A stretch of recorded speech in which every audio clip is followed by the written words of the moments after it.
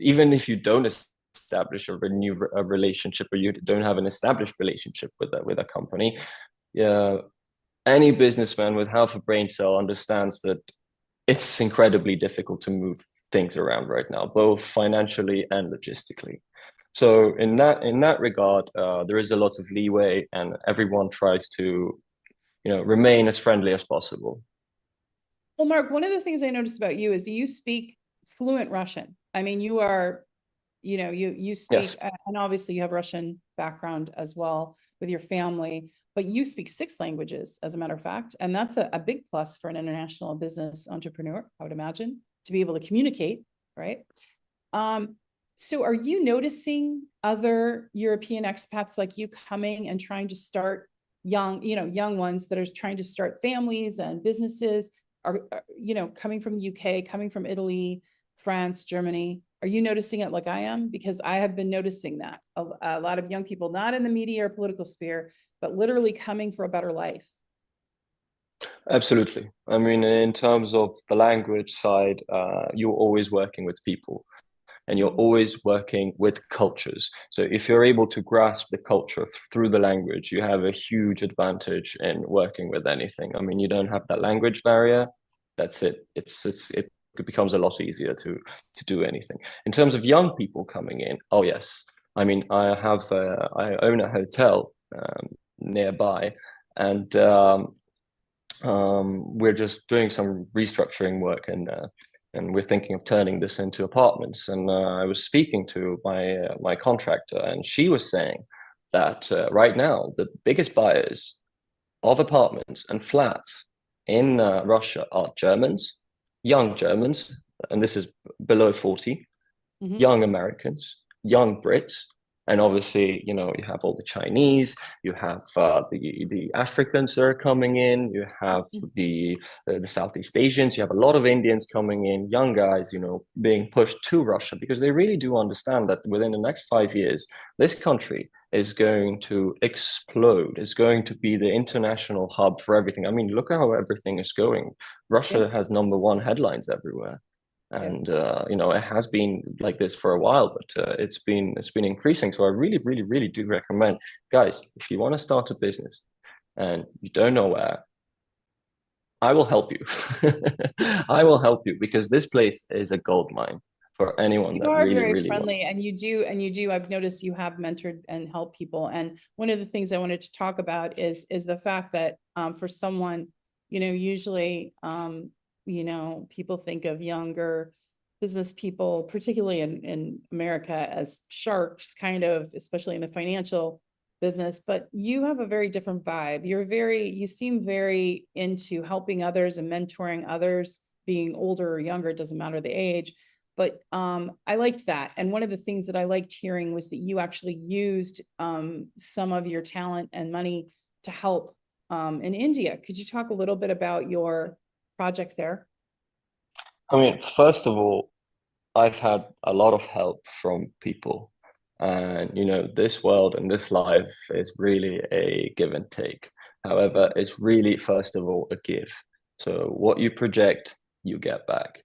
And, I don't do it to get anything back. That's just how I want to live my life. I want to help people. If there is someone that needs help crossing the road, I'll help them cross the road. If someone needs, $100, I'll give them $100. It's not an issue, because we're all in this together, and we're all one race. We really need to remember that. That's really, really, I really would like to stress that point, that we should, fight less and be merrier. In terms of India, yes, I actually went to India about 2 months ago, and unexpectedly, I was there on a semi-spiritual journey.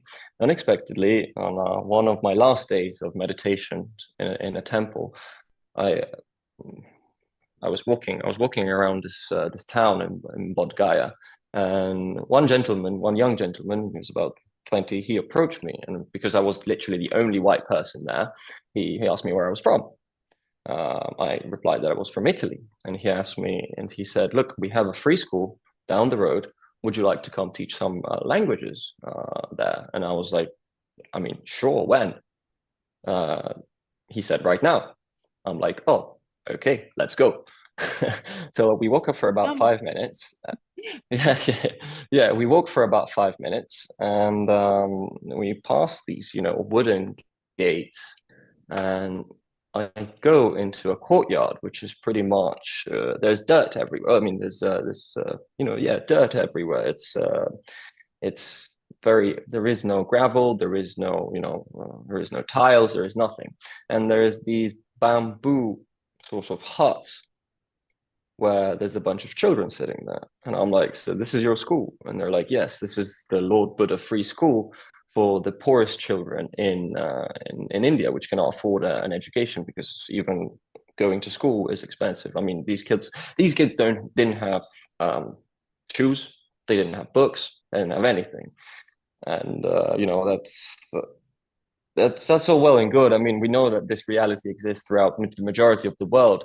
But when I started teaching them languages, there was what really, really affected me was a couple of kids whom I was teaching, and I was teaching them in 2, 3 different languages. And there was a couple of kids who just they could repeat everything I was saying, and they were I mean, I looked into their eyes and I saw immense intelligence. They're much more intelligent than me. Their potential could be limitless. I mean, these guys could invent, I don't know, space travel, and then you could really, really see the intelligence of these 3 to 4 year old children. I mean, they're very, very young. They don't have shoes, but they're much smarter than all of us.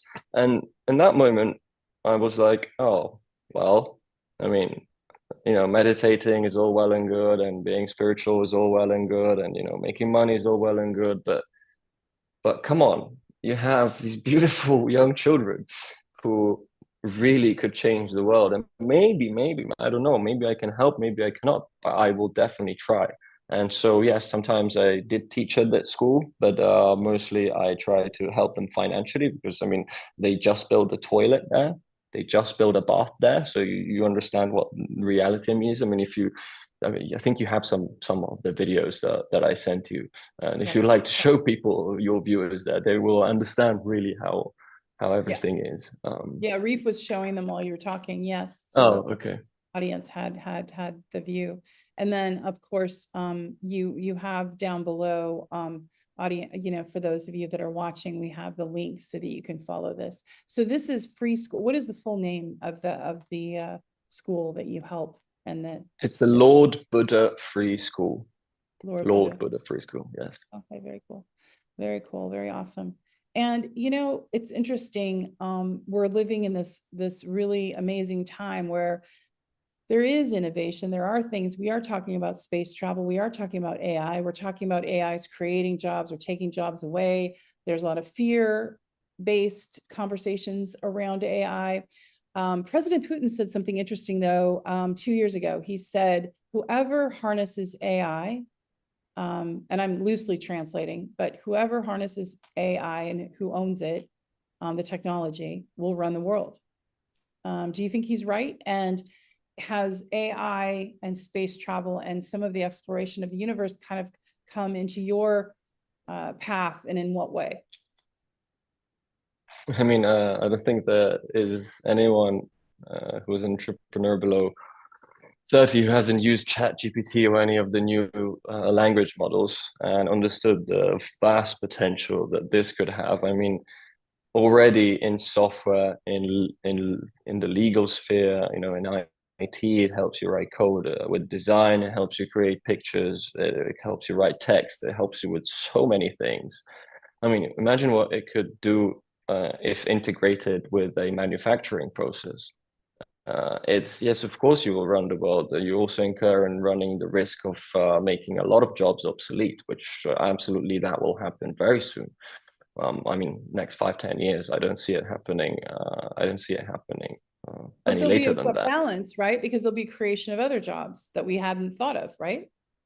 Mm, hopefully, Hopefully. hopefully we will go that way and not become a population of consumers, which it might look like that. I mean, there has been talk of a universal income Mhm. for everybody, in anticipation of what might happen with AI. So yes, absolutely.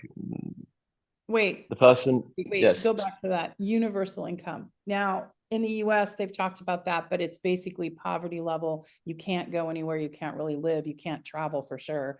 On kind of what they were talking about. I mean, it's just basic to survive and get by to the next day. What are you talking about by universal income? What do you mean?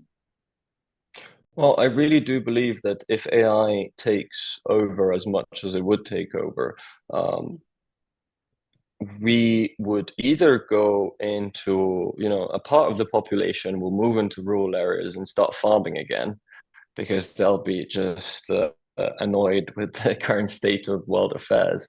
The other part will become consumers. And in order for the manufacturing processes and the big guys to earn money, they need to sell to someone, And if you don't have people with money who are able to buy those things, um, I mean, the factories are going to close down. They're going to run out of business. They're going to be stuck.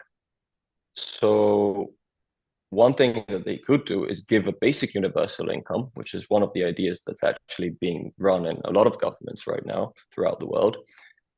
This is not just, enough to survive. Like, I don't know, for example, for a US citizen, imagine like a $600 to $800 monthly payment. No, this could be something like a $1,500, $2,000 payment, which would allow you to live and to, you know, almost live, survive, but not survive.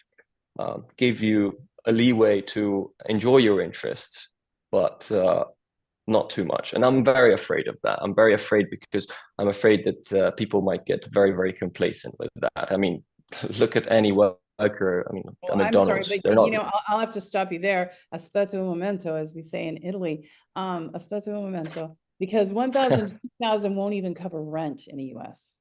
So you've got transportation, you've got medical, you've got education, you've got, I can't talk about England, but I do know something about it and the way it runs. Ireland is having a housing crisis and people are living in poverty and they've let, that's a mess. But $1 to $1,500 wouldn't allow people to be complacent or enjoy anything. They still won't be surviving and they still wouldn't even be able to cover rent. Right now, the average rent, for instance, in Seattle, Washington, for a one-bedroom apartment is $2,500 to $3,000 a month. That's not including any utilities, and that's not including transportation. Well, I So, might be wrong on the numbers in the yeah. US. So what I'm I'm saying, actually, yeah. Go ahead. yes. So sorry to interrupt again. Yeah. In Italy, the average salary of a worker, of an office worker, goes from 1,100 to 1,500 euros. So Okay. if we go back to any European country, I will go there because I've actually never been in the US, so I don't know the reality as well. If we talk about Europe, that would be enough for someone to live, and a lot of people would choose that over a 60-hour, over working 40 hours or 50 hours a week. I mean, I'm Mhm. sure they will, especially with given the fact that you understand that maybe the amount of growth that you can achieve in a company is limited. So why work? Right. I mean, you could just take the money and enjoy your life. Yeah. I see it, but there's a bigger fear with AI, and that is that humans in general, that AI turns against humans. Elon Musk has talked about that. What do you think that's fear mongering, or do you think that's a realistic fear? And frankly, looking at our military industrial complex and looking at what they're doing in the U.S. with robo dogs. Remember the flat? They have the flame throwing robo dogs now, the mechanical robo dogs. They're going to be using them in the police forces and unleashing them for crowd control soon this year. Yeah, I know. Flame throwing, just like it's almost science fiction, but it's real. So do you feel like there is an element of the elite predator class that will start using AI against humans to depopulate? Is that a real fear that, Elon Musk had talked about it and other people? I think there's a lot of depopulation programs that are already being run. I think the AI, in terms of military AI and policing AI, will be used mostly to control people and to instill fear. However, this might really, really get out of hand. I mean, we've all seen the numerous sci-fi movies where they they project that reality, and we really do understand that this is a big risk. So yes, there is a huge risk. That is up to the governments, that is up to the big guys to control and to limit, which actually is a very pessimistic outlook.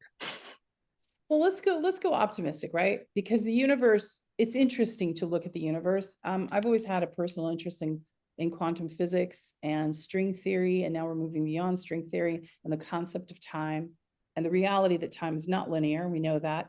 And applying some of that knowledge to trying to go into outer space, because we need to go faster than the speed of light in order to actually perhaps visit another world in our lifetime, right? We have to, be able to move within that. And so now there's talk about dimensional travel, rather than trying to overcome it through energy or like moving, like physically moving fast. It's more about energy and dimensional thought. So what are some optimistic ideas that come to mind when I put that out there? Mm, well, I believe that we really don't need to do any scientific development for that. I mean, we have the strongest piece of technology available to us, which is our brain. I really believe that developing brain faculties is the number one priority of every human being. This might be through meditation, through reading, through exploring other dimensions. I really don't want to call esotericism. I really don't want to call it magic. I really don't want to call it anything else. This is really an expansion of the human psyche, and we're really seeing it more and more. I mean, how many of you, before receiving a text from someone, think of that person? This happens all the time to everybody.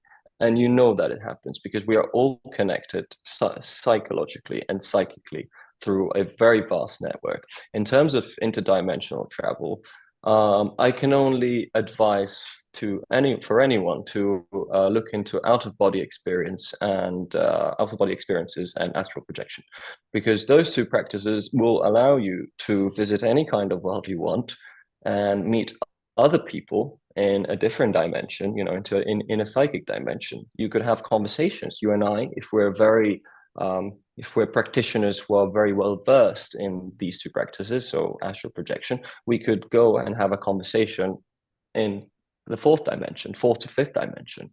And we could come back, wake up and be like, hey, Tara, how did you enjoy that conversation? And you'd be like, yes, Mark, well, thank you for telling me that secret. I won't tell anybody. And this really works. It's for some people it's science fiction, for some people it's fantasy, for some people it's just Oh, empty the talk and CIA actually has a program studying the human consciousness and studying exactly what you're talking about and people's ability to have out of body. So that's been happening for decades actually, and that's been yes, they yeah. released, I believe, a document in the 1980s or something like that, describing out of body experience and the illusory nature of our universe. So Yeah, yes, absolutely. I think it is for me when I think about it, it's our limited senses and our perception of time. We have a limited perception of time, right? We see it as linear because we experience it in a linear way. Our morning, afternoon, night, we experience aging, we experience it in a very limited linear way. So it is hard to grasp, I think, with limited senses. And I always remember something. My mother was an artist, and she explained to me one time when she was doing a painting. She said, I was saying that I like this particular color. It was blue, a certain blue that she had, and she was explaining the azure blue. And she said, actually, Tara, she said it's every other color except that color. But your eye, the way your cornea is, and the fragmentation of light perceives it that color, but it's actually it's actually every other color except that color. So that always puzzled me that we had that our senses actually were fooling us in so many ways. It's funny that your mother told you that, because actually one very close person to me told me the same exact thing very recently, and she happens to also be an oil painter. So yes, they see and interpret things in many different ways, and in amazing ways. That is for sure. Yes, it is very, very interesting. So as far as going back to Moscow, and I know a lot of our audience wanted to hear about being an expat in Moscow, you kind of have a unique position in that you weren't really Russian. You weren't raised here, you weren't whatever. How were you treated in the business world and just in friendships or romantic relationships or whatever it is that you endeavored on here in Moscow? How did the Russian community treat you? And what were your experiences with that? Was it really positive? Was it mixed? Was it, what was it like? Well, I can tell you something very interesting about this because it really depends how you position yourself. I mean, I have the opportunity to position myself as Russian or as foreign. And I found that when I position myself as foreign, so I say that I'm Italian, I introduce myself, maybe I have a little bit more of an accent, uh, people absolutely love you more here. They love foreigners. They really, really, as soon as they hear that you're foreign, they will start asking where you're from, what you do, how's life where in your country that you live. How the hell did you move to Russia if you're like from Italy or from the US or from California? I mean, they don't understand it. If you position yourself as Russian, which I have done many times, you're not interesting. You're just another Russian, and there is plenty of Russians here. So for expats, trust me, you will be loved. Yeah, You will I be mean, I've loved. experienced this similar thing, or I've even had people run up to me on the street and like, grab my hand and ask me questions, and just be so excited to be able to speak English. Yes, I want to ask you a question, Tara. Mhm. So, what do you think is? Let me put it this way.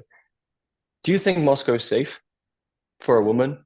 Absolutely. I mean, I've been lost. I'm very directionally impaired. Like as much as I love esoteric conversations and I feel like I know my way, I am the worst at directions. And I've been lost in Moscow many times, and sometimes in the middle of the night because I happen to be out with friends or whatever, and then get separated and going back to my flat. And I've been walking in Moscow at 2 in the morning before, and then got lost and felt perfectly safe. In fact, a couple helped me navigate home. People are very protective. I've never been scared here, and I've never been robbed, nothing. In fact, once I dropped my debit card and someone ran down the street and found me and gave it to me. Absolutely. And now compare that to Europe, compare that to cities like London, cities like New York, cities like Rome, cities like Milan, cities like Paris, cities like Berlin. I mean, cities like Istanbul, any other city in the world. Oh, a girl or a woman will not feel safer anywhere than Moscow. I can guarantee that. And women here are incredibly, incredibly privileged. They Mhm. have the privilege to start businesses. What the West thinks about women and how they're portrayed here is absolutely wrong. Women here earn more money than men. They start more businesses than men. They're more successful than men. There's a 55% population of women against 45% male population. And for a woman who would like to start a business or who would like to move up in the world, I really do recommend coming to Russia because it's Moscow, especially Moscow, St. Petersburg, or any of the big cities. It's incredibly safe. All my girlfriends, they say that they don't feel safe in Europe. They feel safe here. Even the expats that come here, they're very surprised at the fact that you know maybe in the outskirts, 50 kilometers from the center, something might happen. But if someone approaches you, then you'll have two more guys who will approach that guy and tell him to just buzz off. Yeah. This is the reality. Yeah, I don't see, and what's happened with the US is there's been a huge increase of homelessness, drug use openly on the streets. And like I lived in Seattle most recently when I was in the United States, and I don't recognize the city from when my daughter was little, just 10 years ago or whatever. I mean, it's unreal. You can't walk. I mean, you have to worry when you go to the ATM. You have to like cover everything. You have to make sure you're close to your car, that you can run, that you have your money. I mean, it's like that. It's almost like in certain parts of Seattle, it's like a freaking war zone. And New York's the same way. I did not feel safe in New York. And I had two incidents happen in just a space of a couple of days where I was worried about getting money stolen or my purse stolen. And you have to be really aware and really vigilant. And you can't take the subway when you're a woman alone in New York. It's not safe. And not to mention it's not very clean. It's very nasty. And here it's so efficient and clean and pristine, and you just don't have that. It's not perfect. I mean, every city has its flaws, but I don't see open drug use in the parks or homeless people on the streets. In fact, there's an 80% flat ownership. Like in Moscow, 80% of the population owns their own flats and even has a dacha, which is a little vacation home. And that's really something. That's really cool. Yes, I mean, there is literally no homeless people around. There is no drugs used whatsoever. Even like if you do, I don't know, it's frowned upon by the population to do something like that. And that is the main thing, the culture polices itself. And that is the beauty of Russian literature and, the Soviet upbringing. The culture really does police itself. And I really recommend for anyone that has, I would say, even Christian value, Jewish values, basic human values, who want to see a world where